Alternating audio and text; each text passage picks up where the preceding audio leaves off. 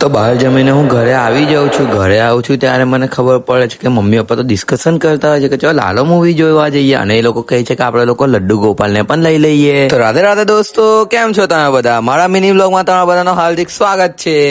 મેં laddu Gopalji, mummy papa અને શ્રેયાંશ અમે લોકો જઈએ છીએ લાલો મૂવી જોવા. તો અહીંયા થિયેટરમાં અમે લોકો આવી જઈએ છીએ અને ત્યાંથી અમે લોકો ટિકિટ લઈ લઈએ છીએ. ટિકિટ લઈને અમે લોકો અંદર આવી જઈએ છીએ. અંદર આવે છે તો બધા લડ્ડુ ગોપાલજીને જોઈને બધા બહુ ખુશ થઈ જાય છે. બધા એકદમ આનંદમય થઈ જાય છે અને બધા રાધે રાધે બોલે છે. તો અહીંયા અમે લોકો અમારી સીટ પર બેસી જઈએ છીએ અને મૂવી પણ ચાલુ થઈ જાય છે. આગળ જોતા મારું પ્રિય સીન પણ આવી જાય છે. કાઢતે જો,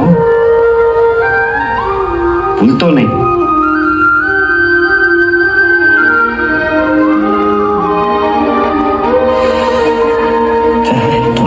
એ સીન જોઈને તો આંખમાં આંસુ આવી જાય છે. એના પછી આપણા પ્રભુની એન્ટ્રી પડે છે. તો બધા બોલો જય દ્વારિકાધીશ.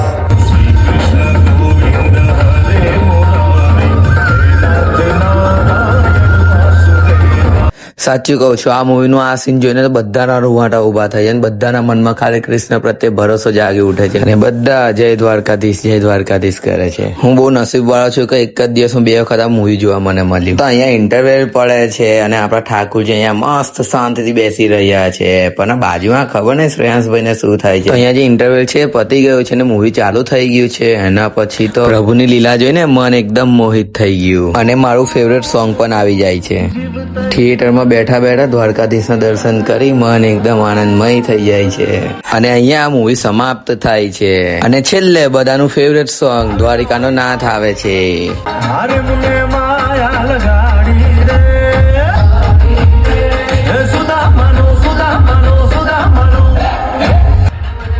તો આજનો વ્લોગ અહીં સુધી જ હતો. જો તમને લોકોને આ વ્લોગ પસંદ આવ્યો હોય તો વિડીયોને લાઈક, શેર, કોમેન્ટ જરૂર કરજો. તો મળીએ અને બીજા વ્લોગમાં. રાધે રાધે.